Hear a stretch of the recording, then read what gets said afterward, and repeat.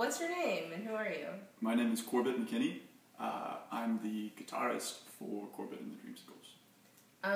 It's funny because your name's in the band. Were you the one to start the band, or? Sort of.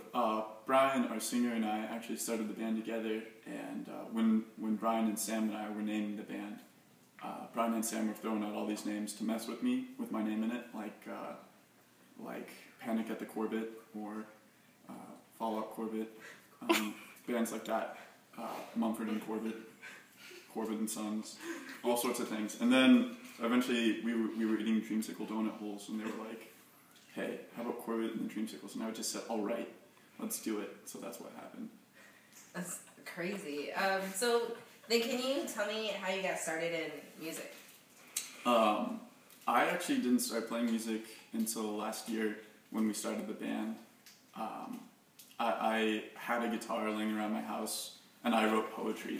And so Brian was over one night, and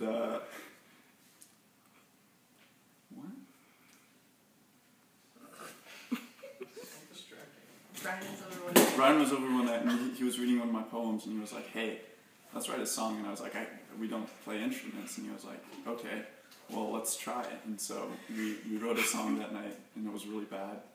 But we were like, let's keep doing this. So it's become a really wonderful thing, but that's how I got started.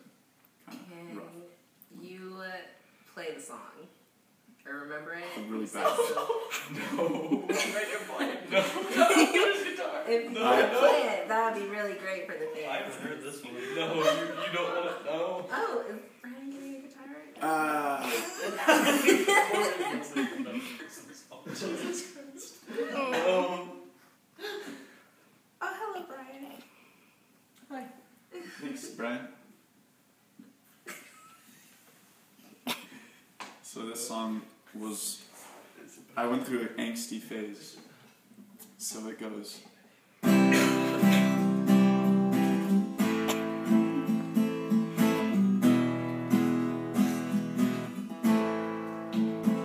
So that's the whole thing. Over and over and over. Sing it. There's words to it, and you just play the instrumental? I thought we were going to do words too. Brian, take the guitar. Like, actually, that's really heavy. Well, we can sing it for them. We can do that later. No. No.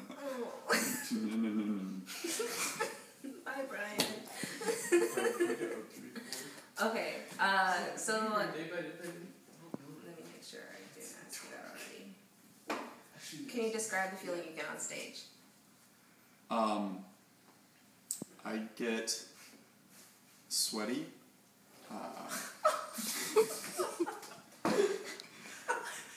But it's like sweaty for all the right reasons. Like, I'm excited and nervous, and it's like, yeah, it's mostly my palms. It's not like full body sweat.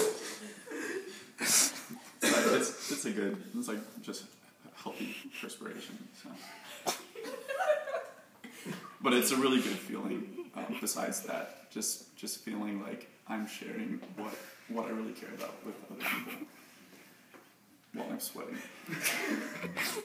Do you throw your sweat on people when you're performing? I mean, I don't know. I don't, like, my hair, I can kind of do a whip, but it's not quite long enough yet, so I don't know how much it goes out into the crowd. Oh, okay. So it's pretty much a good feeling. What will make you feel successful in your music career? Probably when we sell out Madison Square Garden. I'm thinking probably sometime next year for that. But realistically, just having fans, and we already have fans, so I'm happy. But the more fans we have, the happier I'll be, because it's like the more people who are hearing what we have to say, and that's a really powerful thing. That's really powerful. Okay. This is a really serious question. Oh. What would you say your spirit animal is?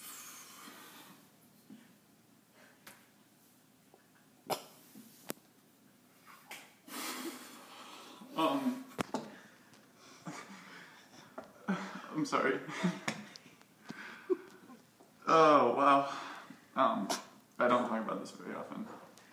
I envision my spirit animal as being like a wild, majestic Brian, like gallivanting through the wilderness. So yeah, that's who I really am inside. Yeah. Whew, that was a tough one. I'm sorry. Oh my gosh, I'm glad I asked. So, last question. What is your long life dream? My long life dream? Long life dream, that's Well, how I heard it. probably in my 80s, I'm going to just kind of chill, have a ranch house, hopefully still be married, have grandkids. But my lifelong dream, which is the more common phrase, I really want to see the world and meet people and understand different ways of life. And there are different ways to do that, but music is something that really caters to that. So if I could travel the world and play music, that would be like life goals. But we'll see about that. Sweet. Just another thought. I heard something about clowns. Oh! Cut.